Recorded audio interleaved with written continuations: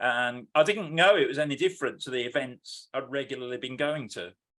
But I loved the slam. And then the headliner, Luke Wright, I don't know whether you've heard of Luke, he absolutely blew me away. And that night changed my life, because I sat there thinking, this is what I want to do. You know, it's completely different to anything I've ever tried. And I just fell in love with performance poetry on that night, not even knowing it really existed. You know? Sure. And that's where I've been ever since. It's just, you know, I still write serious stuff, but I found that, especially with the pandemic, everybody was so gloomy, and there was so much doom and gloom around, and you couldn't go on social media without seeing, you know, all the world's going to come to an end, they were all going to die, and people following all these ridiculous conspiracy theories, and it was driving me mad. You know, I mean, I'm not the most, you know, I do have a few mental health issues, and I'm not one to sit there looking at the computer and thinking. I wanted to be laughing. I really did. I needed to be laughing, and I thought, if I need to be laughing, I'm sure other people do. Absolutely. And I knew I had the sense. I knew I had a sense of humor, but I was too shy to ever show it.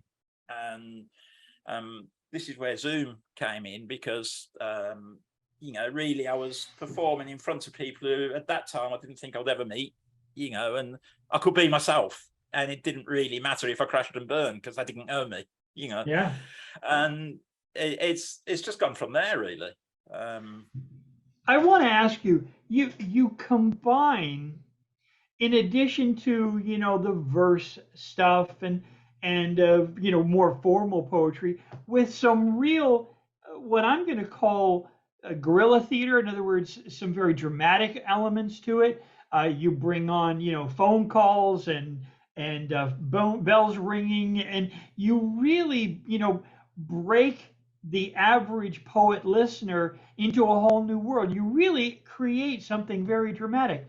I was wondering, is there, you know, did you have some experiences with theater or with television that impressed you when you were young? Because you really have a very unique voice. Was there a movie that impacted you, a television show that impacted you? Where do you think you got some of these ideas for being just out of the box? I think it was just, it's certainly not TV or movies. I think it was Okay. just that I can, you know, I was, as a serious spoken word artist, I consider myself to be okay, but no more, you know, and there were plenty of people doing what I was doing it far better than me. So I knew I had to do something different.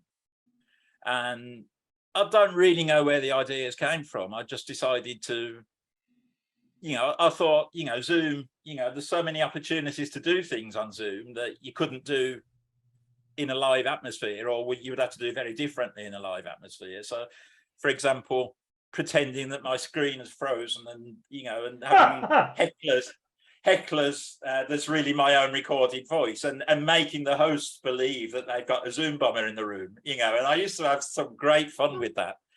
I mean, I'll never forget, I think it's probably the first time I did it at Spoken World Online. Poor old David was absolutely convinced he'd got a Zoom bomber, and he was desperately trying to find out where it was coming from. And I was going, "Can't you shut him up? Can't you stop?" And in the end, I had to say, it's part of the act. So, well, I saw several of your very successful, you know, out of the box, using what I'm going to call Zoom theater, because you really took the medium in some very unique directions. I think you've really done some very amazing things. I saw several hosts be completely nonplussed and absolutely buying what you were providing. You're really a very remarkably talented fellow. Now let me ask you the other thing. You know, you are also known, in addition to your, should we say, performance art component of it, you do some political theater. You do some theater with the Royals. And I was wondering, do you,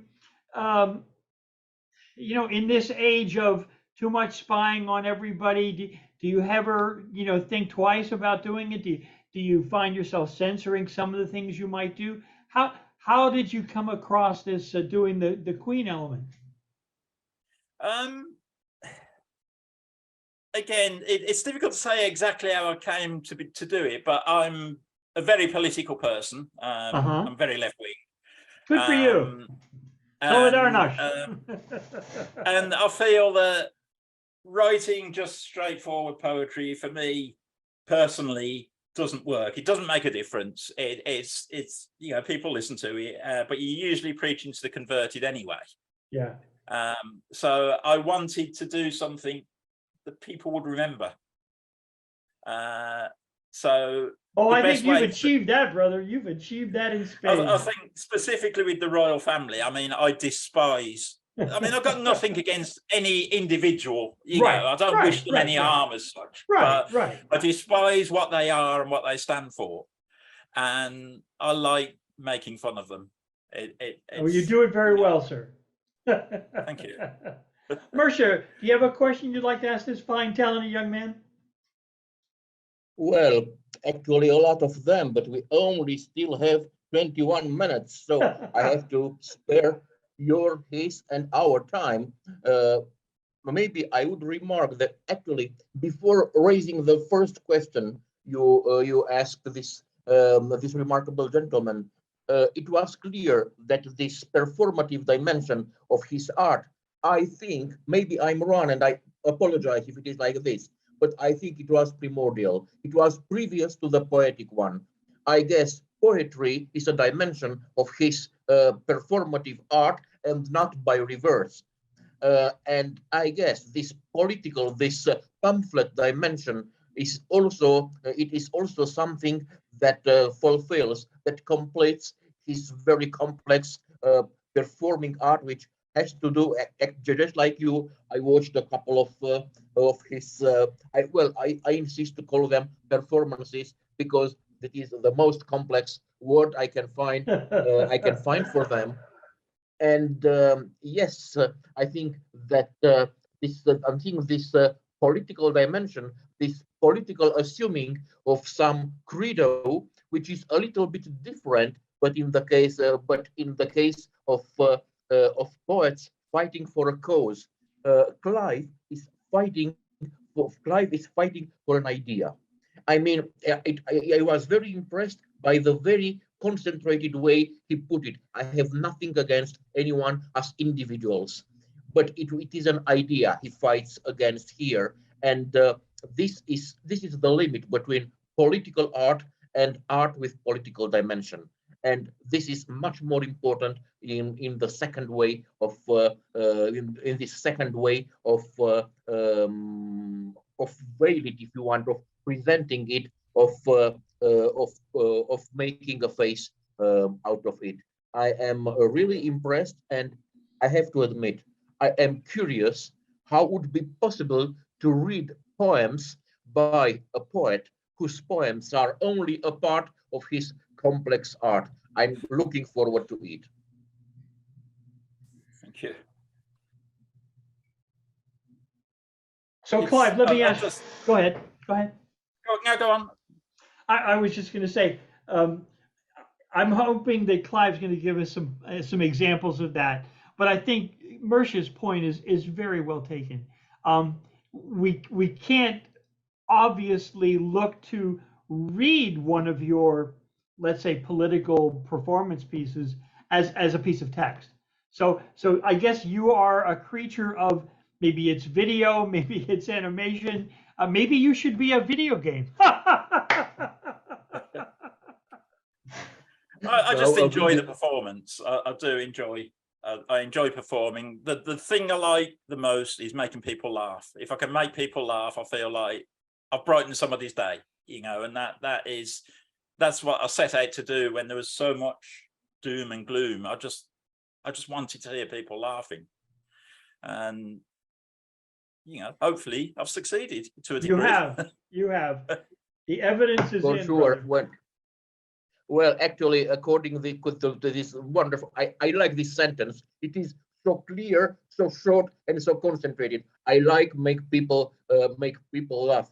Clive, please come also to us in Czech Republic. We do need this. People are so little here that really we need you here. Okay. I'm on the plane. Okay, so Clive, sir, the next 15 minutes is yours. However you'd like to do it, whether you'd like to read something or, we haven't given away any of your secrets, I don't think. So, however you'd like to present some of your material in the next 15 minutes or so, please, sir, feel free. Okay. We want more Clive. Right. Okay. We So want Clive. We want more We want Clive. Clive. I wasn't sure exactly how this would go, so I actually prepared a 15-minute set. So That's wonderful. Any way you want to yeah. do it, buddy. Great, wonderful. Okay. Wonderful. So I'm going to start with an old favourite, which it was possibly my most successful poem for quite a long time. It won me a few slams, and it always got good laughter. And I do tend to rewrite bits of it from time to time, just Sure. like to keep it fresh so that I can keep it going. And there are a couple of things I need to say for this poem before I start. A couple of references that need explaining to anybody who's not British. First of all, I'm from Birmingham, and there's an area just outside Birmingham called the Black Country. And it got that name during the Industrial Revolution because of all the soot and the smoke. And the people in the Black Country have a very similar accent to me, but it's actually much stronger. And also a word I use in this poem is a Black Country word for very good, which is busting without the G. It's busting, and that means it's very good. So so this is a poem, and for this you have to imagine that every time you read a typo or you mishear something, the world changes so that what you read or what you thought you heard somehow becomes reality. And it's a rather random take on what would happen if every single type mistake changed the world to fit its template. If one letter omitted or added, any others changed or out of place had a consequence for the human race. We would have violin music by Shaganini, David Blowie with his green weenie, old-time comedy from Scrotum and Wise, Kate Bush's Man with the Chili in his eyes, Boris Bronson snorting lines as he fathers bastards and spouts his lies, and MPs from the Gory Party going to work to get high on Charlie. But even in these strangest of times, we need to get tough on rhyme and on the causes of rhyme. So Simon and Carbuncle's greatest hits would include The Sound of Violence, Here's to You, Mrs. Robinsod, and Bridge Over Troubled Walter. Yeah, I don't know why Walter is troubled or even who he is, but it seems somewhat harsh to stick him under a bridge. We could have some wonderful movies as if the originals needed improving, like 101 Damnations, which is a hell of a film, I'm sure you'll agree. Then there's 39 Sheps, which Cruella decided a change of breed would just as well fulfill her need. And Neil Diamond in the Jizz Slinger is a real humdinger. And Joseph and his amazing testicular dreamboat, whatever that might be about. And Inglorious Bat Turds, about a flying mammal that met Ozzy Osbourne and crapped itself with nerves. We would have criminal Spice Girls called Felony B and Felony C. Muse singing about a supermassive asshole. And that's not all. Kids would hear Humpty Dumpty shat on the wall. There would be a Black Country killer called the Boston Strangler. And Gordon Brown is a song by the Danglers. A bit of hard walk never hurt anyone, though this I doubt. One over your head and your lights will be out. A bird in the hand is worth two on the bus, I concede. A friend in need is a fiend indeed. Liverpool fans singing, You'll Never Wank Alone. The butcher giving his dog a boner. And Putin interfered in Trump's erection and probably caused a nasty infection. And I heard Harry Potter's goblet of fire appeared to be up for hire. How much? If you ever have to ask the prick, you can't afford it, Squire. Now, I think this poem's the dog's bollocks. Others will call it puppycock. But on one thing we can all agree. Too many cocks really do spoil the broth. And you could end up with cheesy bunion sandwiches and a packet of clitoris all sorts. Thank you very much. Bravo, sir, Right, bravo. The next one.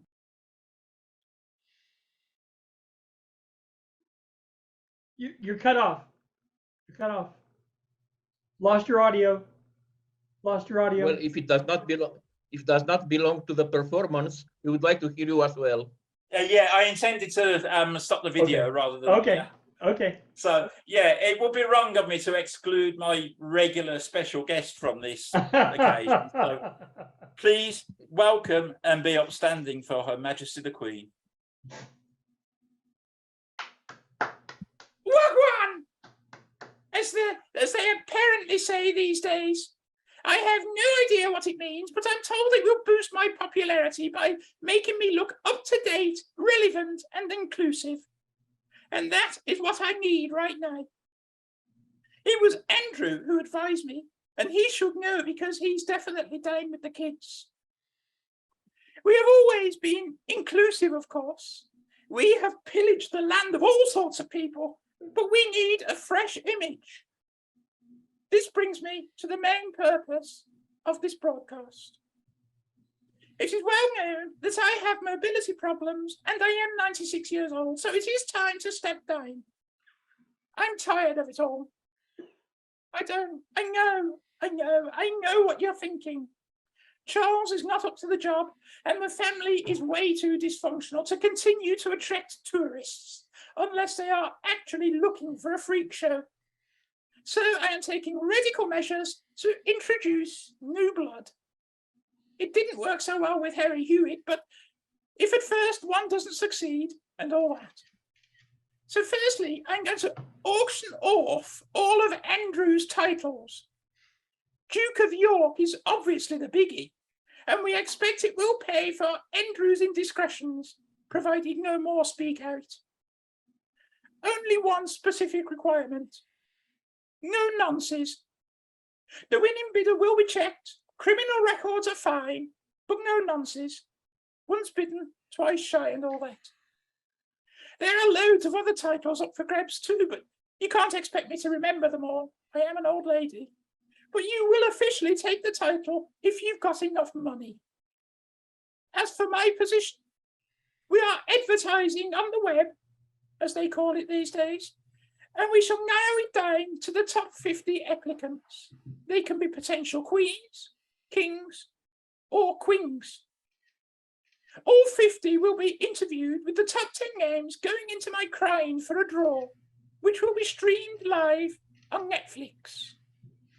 Applicants must be privately educated and have shot and killed at least 10 animals, which is a classy way of saying no riffraff. So, to paraphrase the delusional liberal politician from way back when I was only just past middle age, about 50 years ago, go back to your constituencies and prepare for power. Thank you very much. Bravo, sir. Bravo. Thank you. Right, Majesty, thank you very much. Hopefully I've got time for... Really impressive. Absolutely. Please. Hopefully I've got time for... Hopefully I've got time for 3 more. Absolutely. The next one is, I do like to write some surreal stuff. You know, it's not just political or serious. I do like to write really absurd stuff as well. And this, I think, comes into that category. But it is based on something that I really do. I mean, it's called internet. Okay. What is it with the internet? It makes me think the world's gone mad. Facebook wars, stupid questions, spam and scam. I like to reply to potential scams in a ridiculous way, and I really do this. Like yesterday, I received an email from someone calling themselves Ethan, which simply said, "Did you receive the email I sent you about 2 hours ago?" This was my reply. "Dear Ethan, yes, I did, thank you. I apologise for the tardiness of my reply. I usually reply to strangers very quickly. My personal best is 17.92 seconds, though this is disputed because I had a strong wind behind me. My average is 39.26 seconds. It used to be better than that, but I didn't quite know how to respond to the email from the ghost of Frank Sinatra. In this case, the delay was caused by my computer bursting into flames when I opened your email. And in trying to escape the flames, I fell down the stairs I haven't got and landed on the burglar who just gained entry. The police took a while to arrive. I'm so sorry. I would have used my smartphone, but it was having a day off and wearing jeans and a t-shirt. Do you know Ethan is English, Old English for Satan? No, neither do I. Anyway, I have a question to ask you. Are you by any chance distantly related to Rudyard Kipling? I know that may seem a rather random question, but I have a badge which says I've met a relative of Rudyard Kipling, and being a honest kind of guy, I can't wear it until I have. Right, now I've got that out of the way, you no doubt want to know my password. When you provide evidence of your relationship with Rudyard and send me a packet of fucking kiss my ass, you scamming bastard, I'll get back to you. Power to the penguins. And then, of course, there is this plethora of pointless questions being posed on Facebook that are answered in all sincerity by total strangers to the original poster, bearing their soul to the world. Well, fuck that. To the question, why are you still single? I replied, because I stink and I have an enormous nose. The size of the hooter is not in itself a major issue, but it's considered weird renting out my right nostril to holidaymakers. Body tourism, it's called. Visiting unusually large body parts or parts which are appropriately named in relation to the person they belong to. So this week they rent my right nostril, next week the arsehole of Nigel Farage. Never, ever the other way around. Oh no. And the look of disbelief on your faces tells me you never rent out your bodily places, and that's your loss, not mine. It beats working on the production line. I don't have to work and I'm doing just fine. But yes, the real problem is that I stink. Gentlemen looking for lady for long-term relationship must have good sense of humour, be related in some way to Rudyard Kipling, have no sense of smell, and be willing to tolerate tenants up his nostrils is not a good profile for Plenty of Fish. I think they think I'm a lunatic. Oh well, who needs love anyway? Thank you. So, yeah, I like to imagine the reactions of the people that receive these messages from me. So, what a strong end, what a strong final, which actually changes the perspective on the whole text. Thank you. Very good. In fact, I do the same thing. And my kids, hearing me attack one of these salesmen, will say, Dad, please lighten up. God, leave the guy alone. I was got a phone call from somebody selling steak. And I said, you know, I would really love to buy the steaks you're offering, but my family lives on gas, nitrogen gas, oxygen gas. It really saves a lot of money, lots of trips to the store. And the guy said, really? No kidding. I said, yeah, you've heard of fruitarian, and we're aeritarians. We only eat air. He's like, wow, that's amazing. You have time for one more. Go ahead, do one more. Right, one more. Which one shall I do? I've got two, and they're both wordplay. So I'm going to go with Victor Borger or nonsense. Nonsense, I think. Right, okay. So when I wrote this poem, I had a bit of a problem because I live on my own in a flat. And I don't have many visitors. I mean, I'm Ginger, for God's sake. Who's going to come and visit me? And obviously, I'll keep the place locked when I'm not here. But somehow somebody crept into my flat and gone onto my computer keyboard and exchanged the letters F and P. And I didn't notice. I just carried on writing stuff. And then I was going to an event and I started reading what I was going to, and I'm thinking, this don't make sense.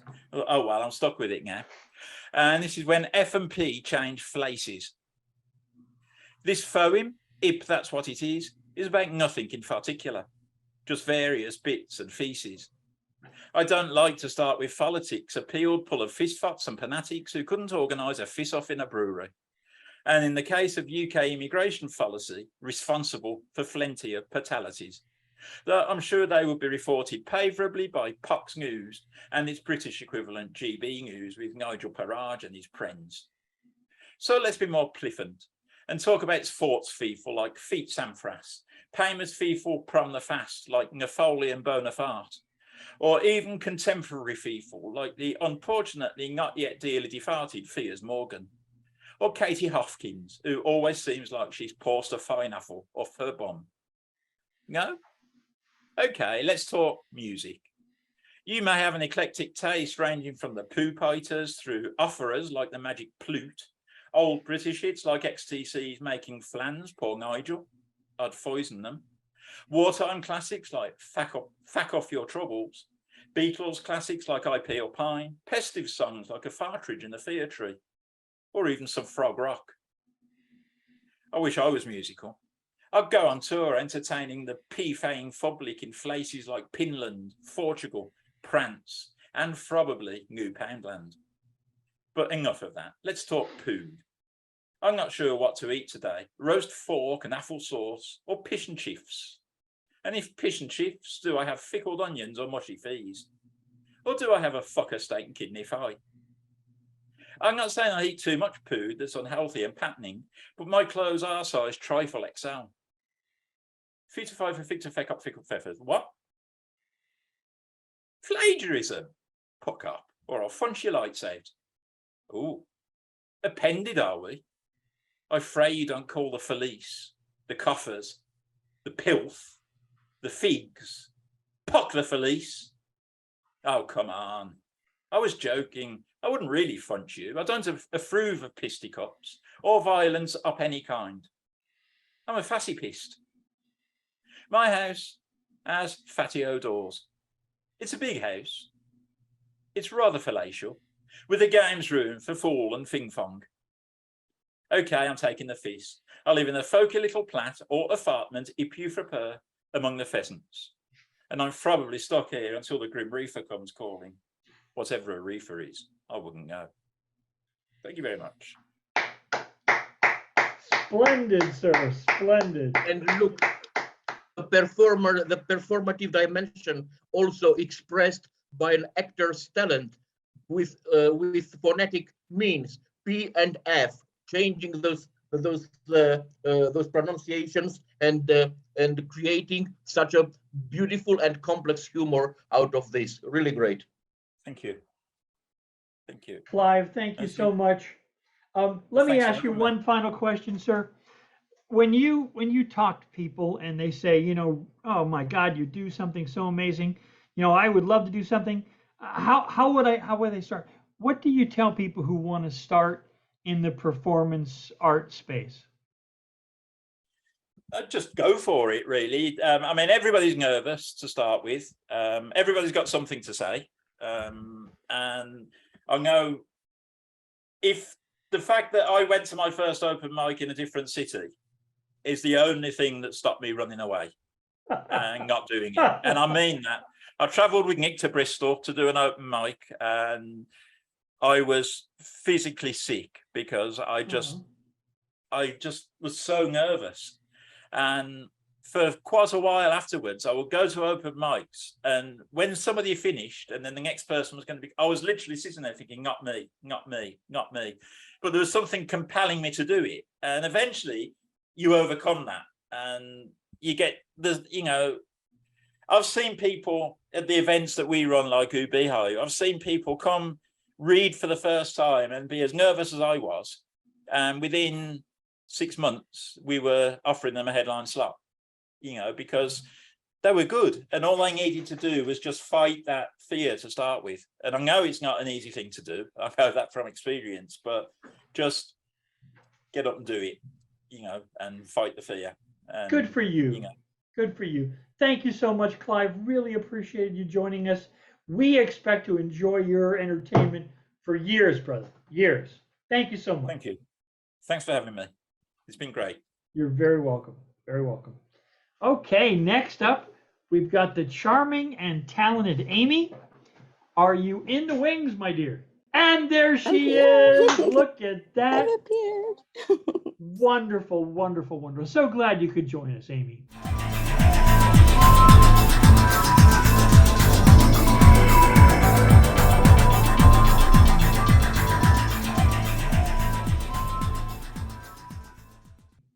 Thank you for having me. I really appreciate it. This has been a wonderful afternoon of poetry. I'm just having a great time. Yes. Well, we interestingly enough have gotten every one of our guests who's not just a performer, not just a poet, but actually a producer too. And I think that's really special because, look, it's one thing to achieve getting over, your self-doubt to where you put pen to paper.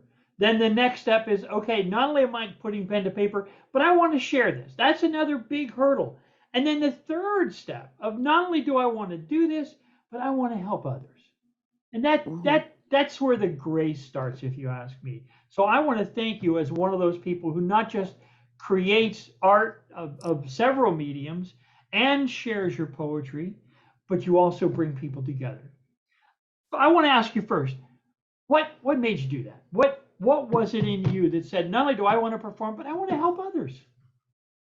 I think because it's been really rocky for me, I want to help other people and not have them reinvent the wheel. I mean, there was a lot of doubt and not knowing things. And, now I know more about the effects of things that I have, and that I can see it in other people too, and kind of help that. But I've always been like a policy wonk Good for and a you. computer geek. And so the wonk part has I worked for about 16 years for nonprofits and largely in healthcare, children's healthcare, things like that. So it's a Okay, long-term passion. good for you. So I want to ask my typical starting question. Uh, when in your young life, whether it be at 7 or at 37, did you say to yourself, I really like this art stuff. This is important to me.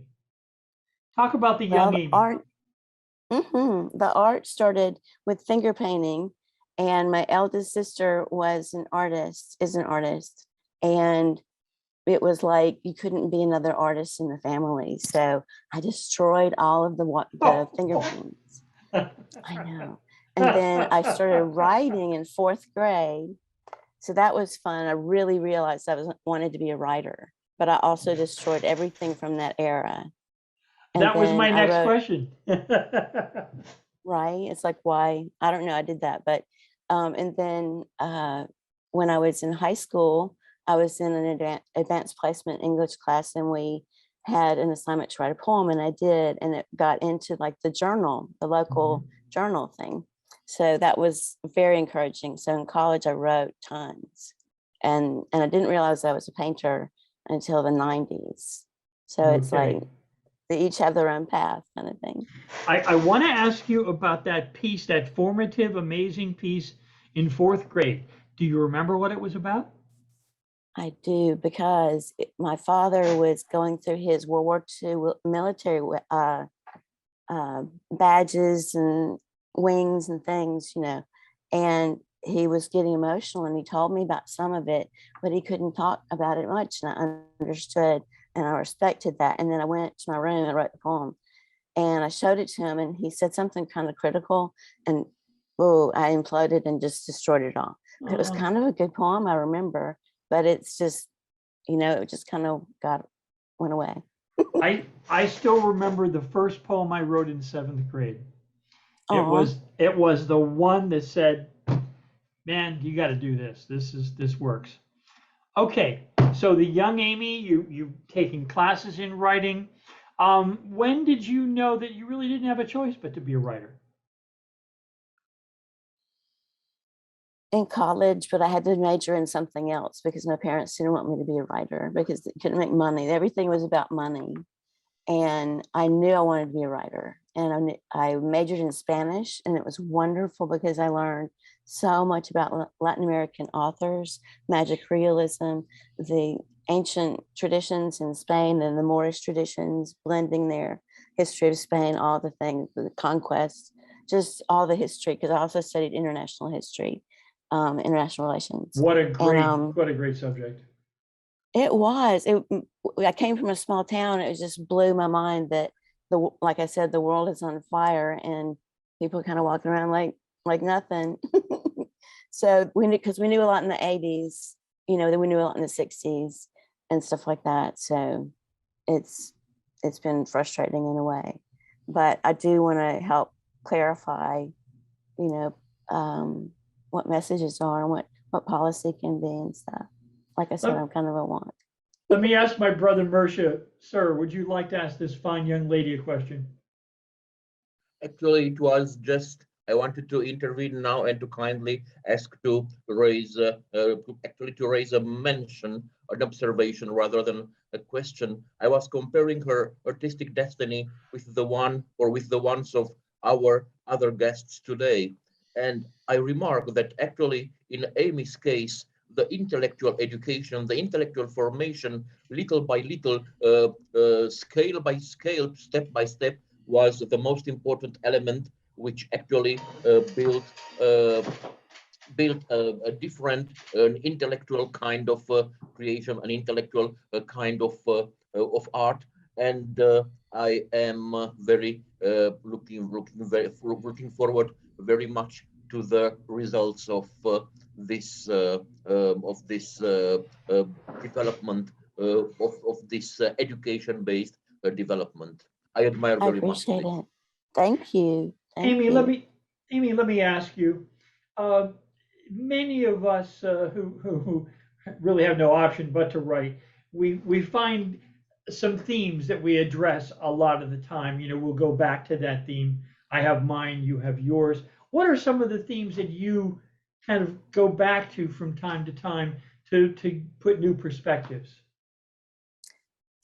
Politically, socially, personally, it all gets Poetically, kind of blended. poetically, yeah. It gets blended in. And I have a different writing style these days too, because when I was first writing, it was this dense, very short form, short line imagery, and it was very surreal. And then it became very narrative. I wrote a novel, and then the poetry was also very story-like. But in terms of subject now, it kind of, I'll hear something and I'll write it down on my phone, and it all kind of blends together. And I was thinking the other day, it's like a curated landscape. Whatever your poem is or your story is, you've chosen, I'm bringing these things together to show you. And my mind kind of goes, I want to talk about this. So I go, yeah, right now. So, but I'm very political, like Clive. Like I cannot not be political. So yeah, but I write a lot about social justice, homelessness, weird development we have here in Nashville, where they're just kind of going over a lot of the history here. So yeah, there's a lot going on. There's a whole lot going on.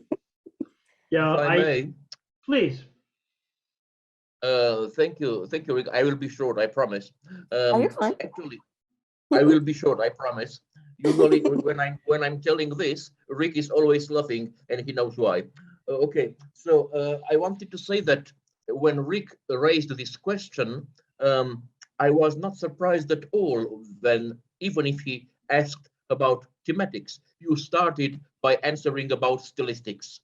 It is it belongs to the very strongly intellectual dimension of your art. And this actually, I think nobody was surprised also by you because of you ending with this political dimension. And yes, I think it is a very concentrated answer, and in the same time very well built on. I would say almost a poem describing your way of writing poems.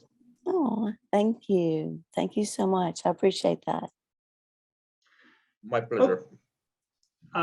Or my brother Mircea always has such insightful comments. Almost all our poets, I think, are very, very impressed with the depths of his consideration. He spent a lot of time as a writer and a lot of time interviewing other writers, and really has a keen insight to so much of the writing experience. Let me ask you, you know, there's this myth in American letters about the Southern writer, that the South has some special aspect to it. Do you, I'm going to ask it in a very silly way, but I think you get the drift of it. Do you believe in the myth of the Southern writer?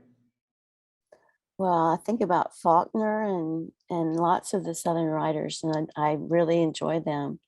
And I think it's been very hard to parse through the Southern history, seeing things torn down in the 60s because they were remnants of plantations, remnants of old housing, just gone and cleaned up. And just being aware, but also being repressed at the same time because of where I grew up and having to bloom in the midst of concrete, kind of because of the narrow-mindedness of some of the culture, that you don't cross this line and you don't do that. So there's a very classist level to it, you know. Sure. But One of the I things, think it's important to have your own voice. one of the things that you mentioned that I thought was intriguing to me, because I've written quite a bit in that vein, was, you know, you were working for the nonprofit health community, and you're a political writer. My gosh, that's some fertile ground there. So many issues where money grinds down what might be health and healthcare. If you could, when you read something, if you bring at least one of those forward, I would really like that. I'm sure from working in that community and in those concerns, the idea of how do we go from this crass commercial medicine to something that's more sane and more humane. What can you say about that as a person who's not only working in that universe, but also has a writer's sensibility, has a poet's sensibility? What do you, Have two how can responses, we have move two forward? answers. Yeah, I have two answers. One, my friend has a podcast in Huntsville, Alabama about the city council, but it's gone beyond the city council now. And it's wonderful.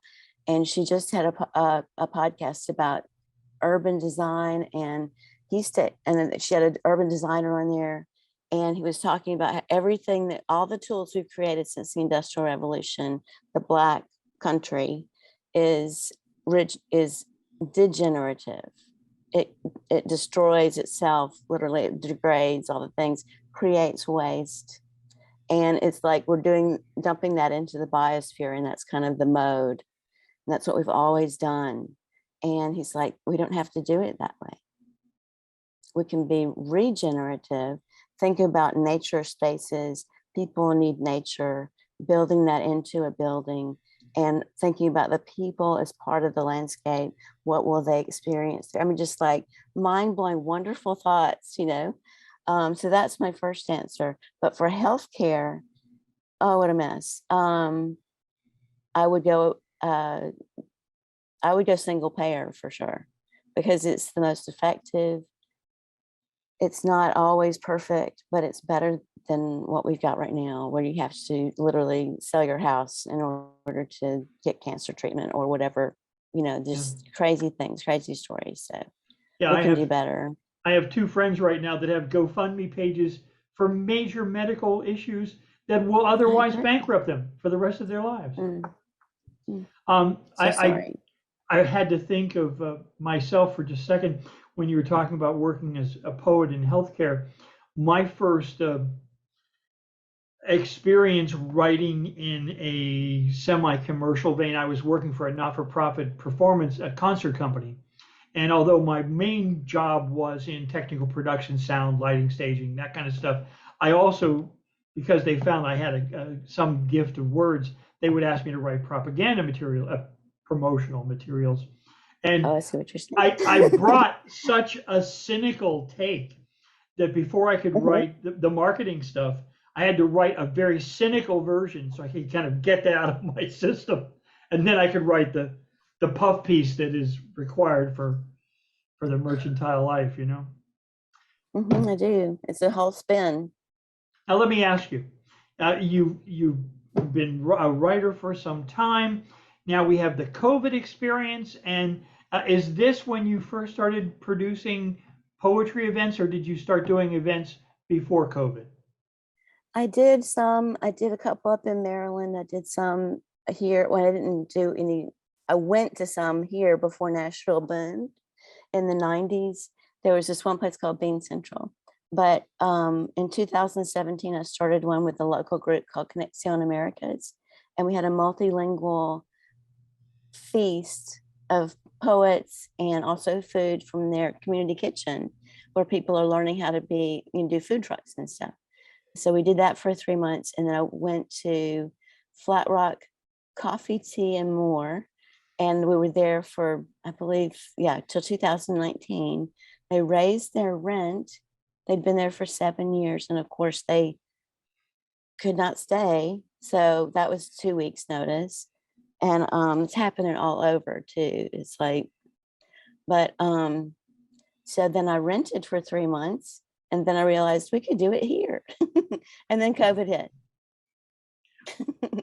And now I just think Zoom is so much better because it's everyone. I mean, everyone can access it. Someone was saying that the other day that you can access it. You know, Yeah. Having been a poet, performing poet for some time, and I've been accustomed to driving a half an hour or an hour or that to go do an event.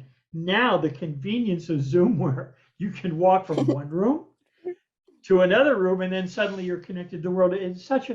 There's such a plus side, such a plus side. There is. It's a great community. Okay, we've talked so much about the wonderful person, Amy. We need to hear some of Amy's work. My dear, what would you like to Okay. share?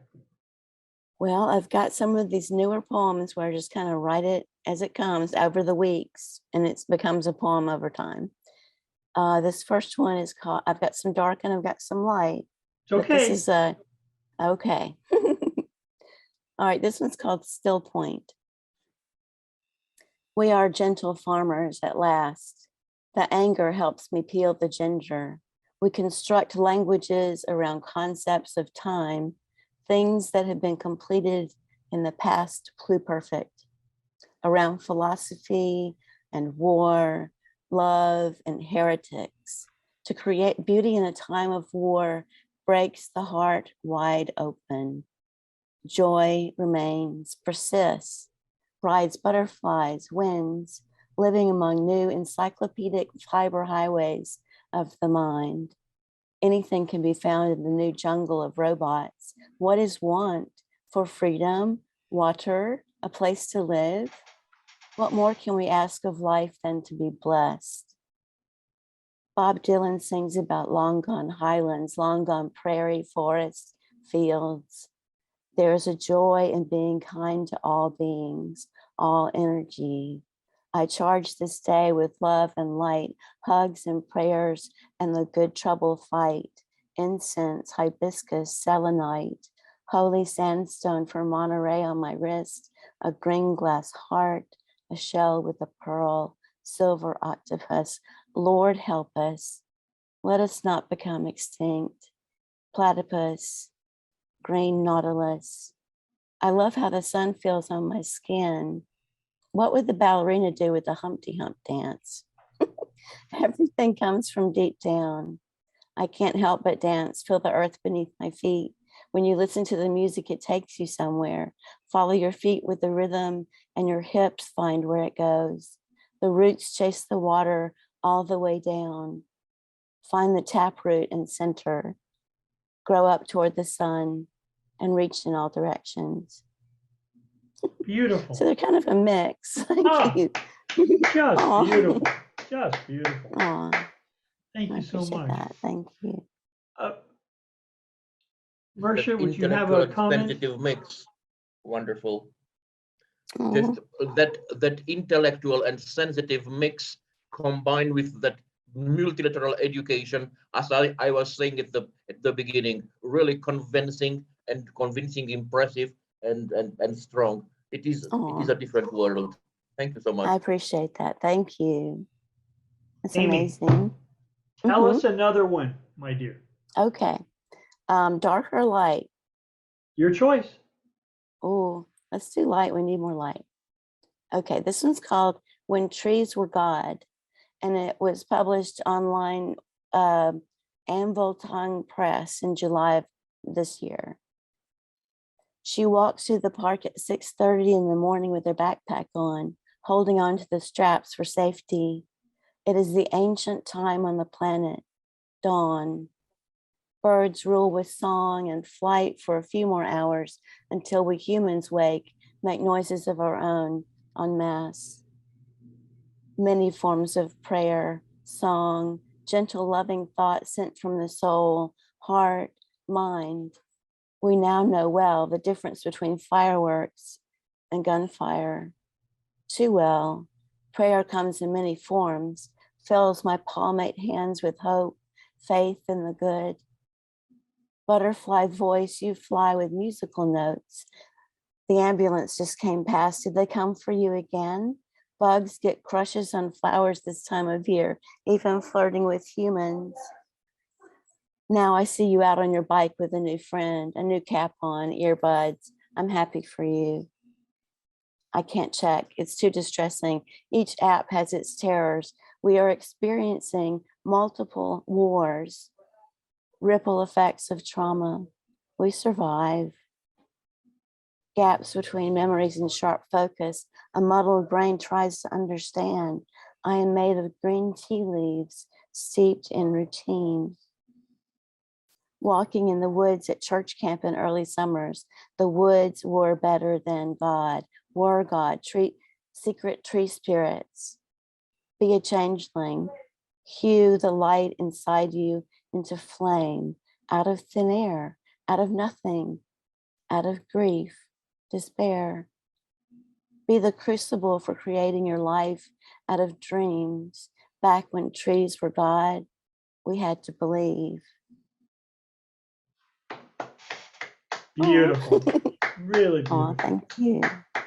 Thank you. I appreciate that. We were with you in the park, No, for what- sure. That's good. That's good. I'm glad that you were there. Marcia, sir, go ahead. I wanted to stress that with each of those beautiful rhymes, I felt a deep emotion, and I was afraid that the author could eventually fall into the past of letting herself being dwarfed within the rhyme and within the past of musicality. No, she didn't. I mean, she's too intellectual and too complex for this. I'm happy that within this very musical poem, she did not fall any time, at least one time, into the past of this of getting brought by musicality. And the intellectual and sensitive dimension of the poem remained the main ones. Really great, a great performance. Oh, that's just wonderful. I appreciate your feedback so much. That's brilliant. Thank you for your poetry. So, Oh, thank Amy, let me you. ask, you have a regular event now that people might connect to? You want to talk a I minute about do. that? I do. In fact, I think I can post it. Let's see. Oh, yes, there it is. Okay. So my website is amyhoskins.com. And if you go to the writing section, it has each of the Gestalt Poetry open mics there. Gestalt Poetry open mic is what it became after I started hosting at home. And I like it because it's just, as you said earlier, it's a safe place for people to come. And it's going to be August 27th. It's online. Our featured poet is John Wessick. And if you would like to be on the list to speak, or just DM me or something, but my email is there as well. Thank you so much. Thank you. Oh, you're Thank you very welcome. I usually try to ask my poet guests, if you meet some young person who says, I really would think I want to do this, I'm not really sure. Is it worth the fear? Is it worth the pain? What do you say to a young person who's considering doing public poetry? Well, I think it's very personal, and it can be art therapy, and it has been for me. It can be art, literally painting therapy or writing therapy. And I think that you journal a lot, you get your feelings on a paper, you ask people to read it for you and see what they think. You start speaking out loud when you're by yourself to see how your voice sounds, and kind of read the room and read yourself at the same time. but just to keep writing and keep listening to that voice and listening to the story that's inside you that wants to come out. Well, let me ask you one more question, if I may. Is Mhm. there a writer that inspired you when you were the young Amy? Who is that? Well, young being in college, does that count? Absolutely. Yes. And this is yes, Julio Cortázar. He's from Argentina, and he had to leave when it got really kind of political. It always had been political, but it got hard for poets and instructors.